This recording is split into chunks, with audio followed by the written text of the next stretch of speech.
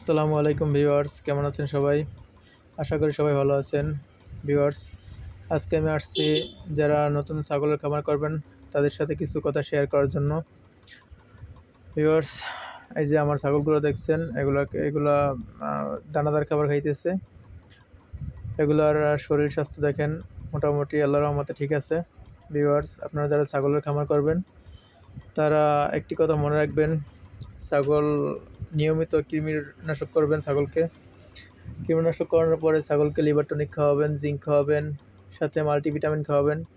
বিশেষ করে বাচ্চাগুলোকে ক্যালসিয়াম খাওয়াবেন বেশি বেশি।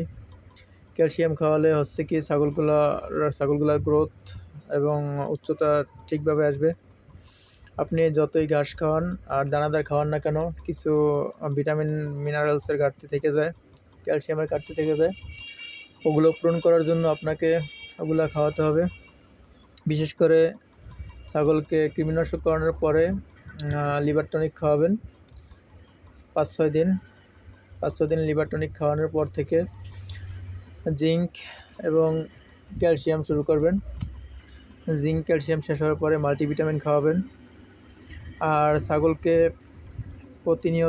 প্রতিনিয়ত বলতে মান্থলি অন্তত 3 দিন গোসল করাবেন মিনিমাম। আর চাইলে আপনি প্রতি সপ্তাহে 1 দিন গোসল করাতে পারেন, এটা ভালো হয়। আর শীতের দিনে মাসে 1 বার করালে হয়।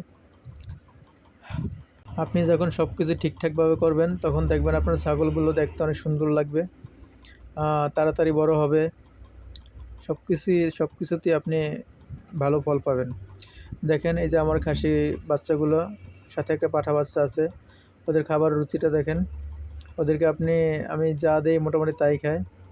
আমার ছাগলগুলো সাধারণত আমি ঘাস কম পাওয়া যায়, আমার এখানে ঘাস কম খাওয়াই, বিশেষ করে পাতাই বেশি খাওয়ানো পড়ে। এর ভিতরে আমি মেহগনি পাতা, বট পাতা, তারপরে বিভিন্ন লতা পাতা খাওয়ানো হয়। বট পাতাটা আমার এখানে বেশি পাওয়া যায়, যার কারণে বট পাতাটা আমি এখানে বেশি খাওয়াই। আর দানাদার খাবার খাচ্ছে দেখেন দুপুরে। দানাদার খাবার হিসাবে আমি ভুট্টা, সয়াবিন, গম, মেথি, খেসারি, মশারি ডাল, এগুলো আমি কিনে তারপরে মেশিনে ভাঙিয়ে নেই। এগুলো ভাঙিয়ে পাউডার সিস্টেম করে নেই। আর এগুলোকে আমি প্রতিদিন দুপুরে একবেলা করে দানাদার হিসাবে খাওয়াই। আর সাথে লতা পাতা তো থাকেই। ভিউয়ার্স, এগুলো টাইম মেনটেন করে খাওয়ালে মোটামুটি আপনার ছাগলগুলো দেখবেন দেখতে চকচকা থাকবে, সুন্দর থাকবে। এগুলোর গ্রোথ ভালো হবে, উচ্চতা ভালো হবে, মাংস ধরবে শরীরে, সব কিছুতেই দেখবেন আপনি উপকার পাবেন। আর আপনি যদি শুধু ঘাস নির্ভর ছাগল পালন করেন তাহলে আপনার ছাগল দেখতে কখনোই সুন্দর হবে না। শুধু ঘাস খেয়ে ছাগল কখনো পালন করা যায় না। তাহলে ছাগল পালন করা যায়, স্বাভাবিক বৃদ্ধিতে হবে, কিন্তু মোটা তাজা কখনোই করতে পারবেন না।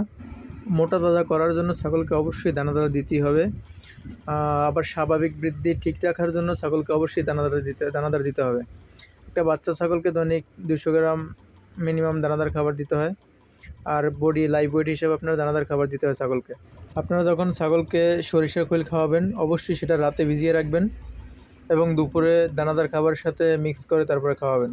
কারণ সরিষার খৈল ওইটা বদহজম করে অনেক সময়, এজন্য রাতে ভিজিয়ে রাখলে সেটা পরবর্তীতে পেটে গিয়ে হজম শক্তি খুব ভালোভাবে হয়। এজন্য আমি ওইটা সবসময় রাতে ভিজিয়ে রাখি। আর যারা ছোলা বুট খাওয়াবেন তারা রাতে ভিজিয়ে রেখে সকালে খাওয়াতে পারেন, অথবা সকালে ভিজিয়ে রেখে দুপুরে খাওয়াতে পারেন। বিশেষ করে যাদের বড় খাসি আছে বা পাঠা আছে তারা অবশ্যই ছোলা বুট খাওয়াবেন, কারণ ওটা অনেক এনার্জি জাতীয় খাবার আর ওটা অনেক পুষ্টি দেয় শরীরে, এজন্য ওটা খাওয়ানো লাগেই। এই যে আমার পাঠা বাচ্চাটা দেখছেন, শুধু ওইটাকেই আমি বর্তমানে ছোলা বুট খাওয়াই, আর অন্যগুলোকে ছোলা বুট খাওয়ানো হয় না, বাট অন্য দানাদার খাবারগুলো খাওয়াই। তো ভিউয়ার্স, সবাই ভালো থাকবেন। আল্লাহ হাফেজ।